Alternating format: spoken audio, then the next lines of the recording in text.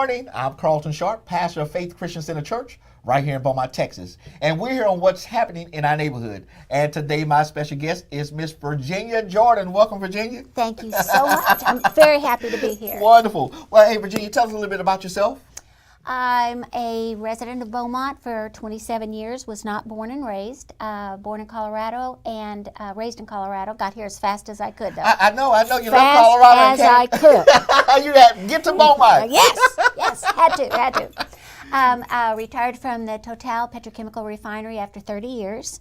I was a supervisor and managed the maintenance for 27 process units. Wow. Project manager on several occasions. So, master's in political science. The education that I've got has really been helpful, not quite as helpful as the supervisory experience at the refinery, however. It's amazing what skills have applied across the board to helping manage the city. Wow. So, Virginia, you're currently the City Council Ward 1 person. I am. And you're running again for that same position. Yes, sir. So tell us why right now is it so critical for Beaumont that you are on the City Council? I think it's critical for Beaumont. I think every election is critical for It Beaumont. is. You need to be very, very confident that your leaders are taking you in the right direction. They have an awful lot of power over the budget, where the budget is spent, et cetera, et cetera. So you need to have good people in there.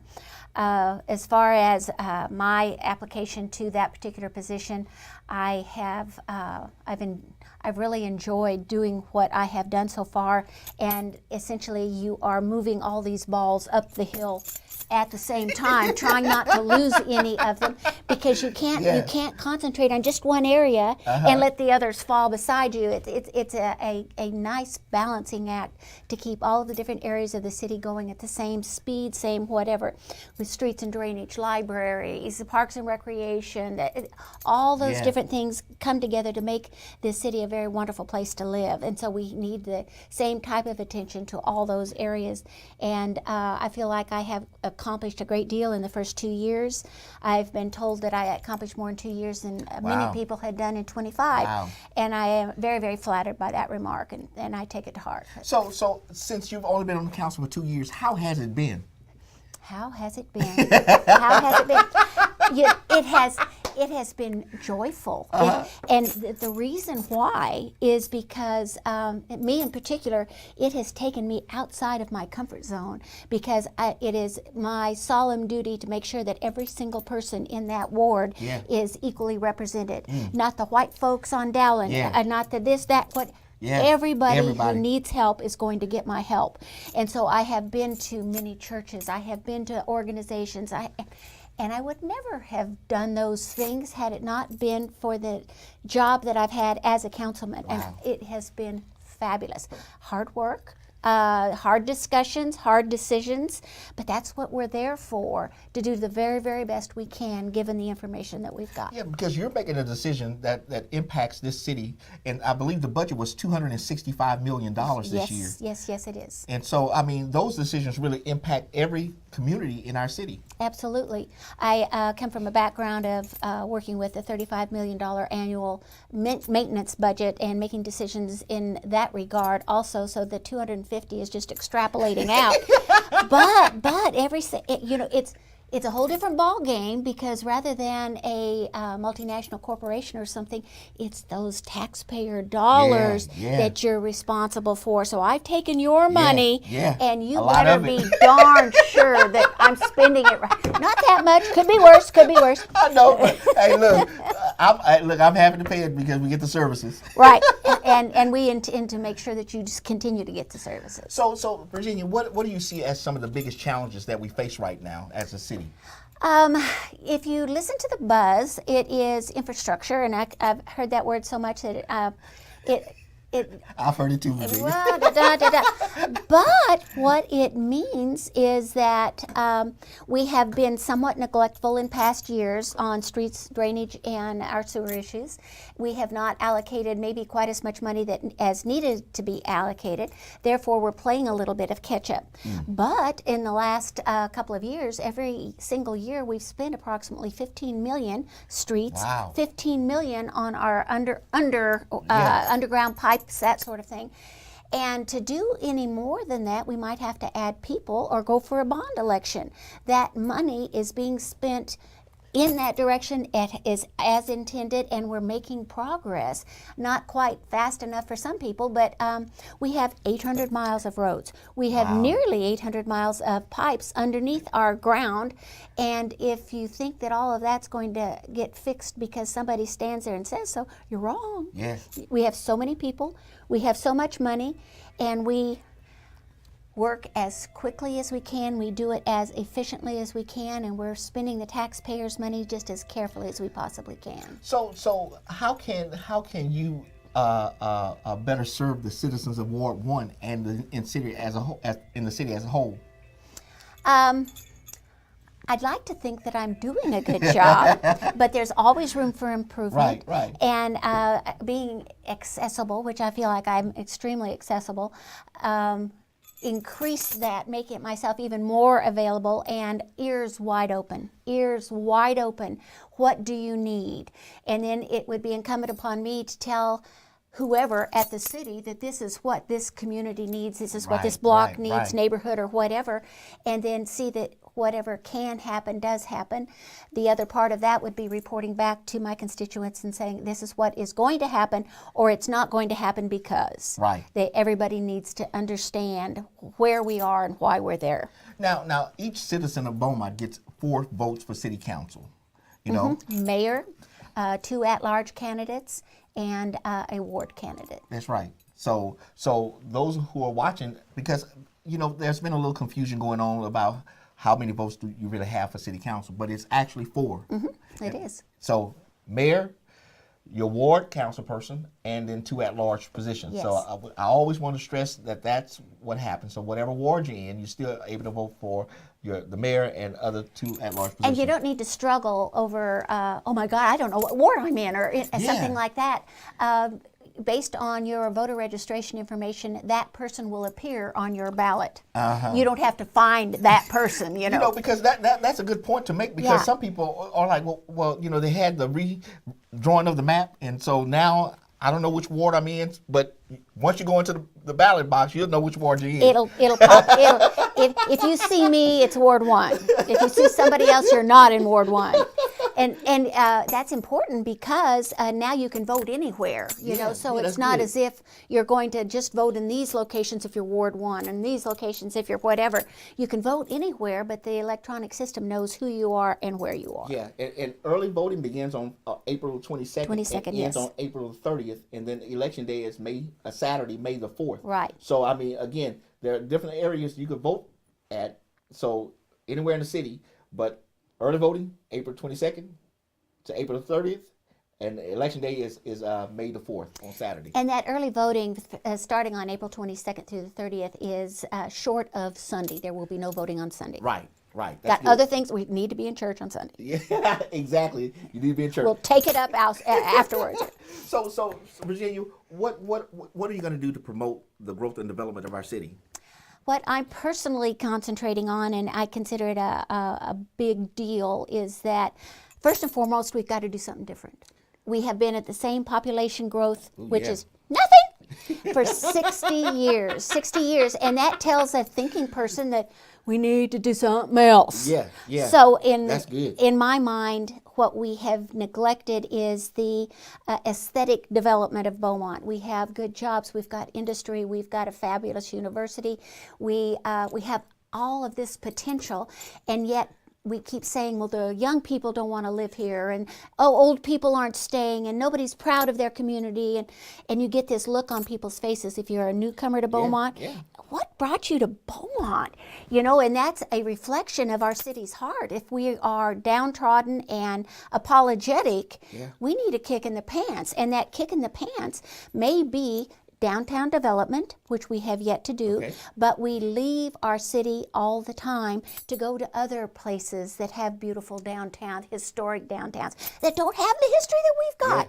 and riverfront. All we need to do is think about what's going on currently in Port Neches, where they bought back a little from industry, a little chunk of the river, with that glorious establishment that's there that many of us would travel the 30 miles every single day to and from and enjoy.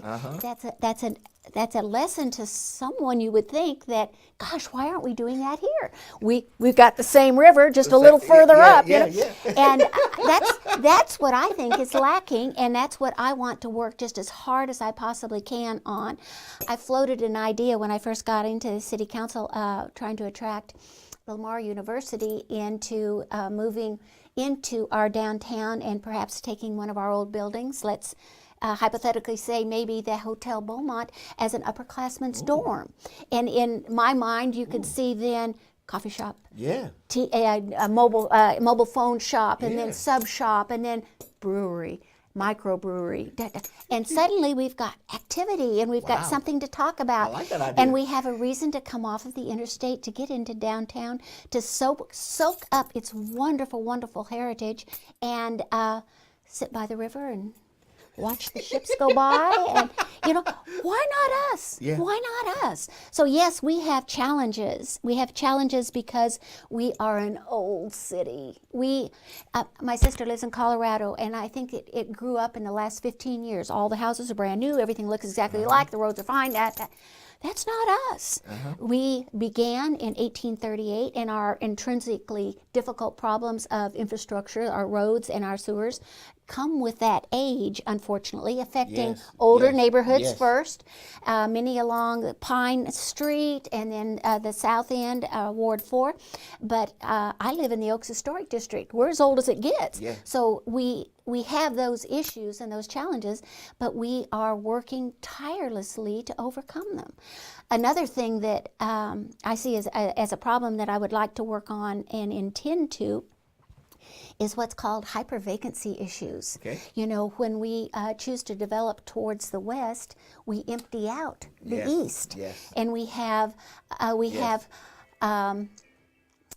lot after lot after lot after lot that we do clear at the city's expense, usually demo budget, and then we also are responsible for that maintenance from here on out.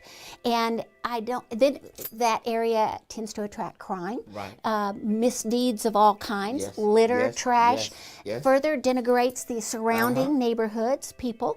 And so I think, gosh, there are people in this United States that are using those lands, those empty lots, effectively to be positive contributors as opposed to negative detractors. And that is taking a section of contiguous properties, perhaps, that we might consult with developers and say, if we wanted to do something here, what would you suggest? What do we need? What can the city provide? What could you provide, perhaps, in order to make this into a playground and have food trucks on this side, something. And other people have done it. Added a little bit of lighting, a little bit of fencing, showing that people care. It's not just empty. Hypervacancy, big issue, and I would love to get a handle on it where it makes the city better as opposed to dragging us down. So how is your campaign going? I mean, is it fun? There are aspects of it that are a lot of fun, and it's a lot of work. It's a lot of work. And deciding where to spend your money and shaking hands, talking to people is the best part. The best part. I love the people I meet and the help I get from unsuspected places. Oh, you need help? Hey, call me. I'll do anything. Whoa, you will? Let me get. So now let me ask you this: when they say call me and I'll do anything, do they really mean it? I'd say 89% do. 89% do, and others are well intentioned. Okay. So I'll give them credit, but that's a joy. That's an absolute joy. Wonderful. Hey, Virginia, in our closing moments, what would you like to say to the people today about your campaign? I am the current holder of the Ward 1 council seat, and I have been your servant for the last 2 years. I would hope that you've noticed that I've been out there working very, very hard on your behalf. A number of different projects that I consider very, very important, and the benefits associated with the projects that I've been associated with, I hope that you have realized. Some of them are the painted boxes. People smile all over this town. yeah. We needed to smile. I didn't realize how hard Yeah, we needed yeah. to smile. And that's been a joyful experience too, and recognizing how many wonderfully talented people we've got in this city. The bus wraps. We've seen a lot of our city buses turned up and dressed up in this wonderful messaging, and several of them have been due to suggestions of mine that my intention was to talk loudly about what the city does well, because it does a number of things well. And that would be our Cattail Marsh, that would be our Beaumont Animal Services, that is now a no-kill shelter. We're going to put out some messaging, I think, on a bus, anti-litter, because that is a serious issue in this town. Serious issue to keeping us down. Another one I think that may be in the works, I hope, from a conversation between the city manager and me, would be graphically showing our sewer system. God help us, yes. The sewer system. We had a presentation not long ago where the Public Works Director had slide after slide after slide of this is what we're fishing out of our system. Ooh. Do you see, all of those things that are said, well, these are disposable. They're not. They're not. And so that costs us labor and productivity, lots of money to clean up our system, whereas if we took this opportunity on a silly city bus to help educate people, don't throw this there, don't throw these away, don't buy these and throw them. This is hurting you. These things are hurting you. So we're going to put that on a bus, I believe, and educate our public. So those are some of the things that I've gotten just into above my chin here, and I've loved it. I've loved it because it's tiny little changes, tiny little things that taken together make us stand up a little taller, I think, and that's what I'm here for, keeping everything going as it should be as far as the different departments, the budget allotments, making sure that the money is going where it's needed, listening to people, and then adding a little bit of bounce to our step along the way. A little flavor. Yes, a little flavor, a little spice to our dish, a little spice to our dish. We have wonderful CVB people, we have wonderful event planning people, and they just need a tiny bit more to talk about. Wonderful. Well, listen, I want to thank Virginia for coming today to share with us on what's happening in our neighborhood. Again, early voting begins on April the 22nd through April the 30th, and Election Day is Saturday, May the 4th. Go and exercise your right to vote. Vote for the candidates you believe have your best interests at heart. Now, I want to thank her again for joining us, and thank you for joining us on what's happening in our neighborhood, and we will see you next time on our broadcast. Thank you.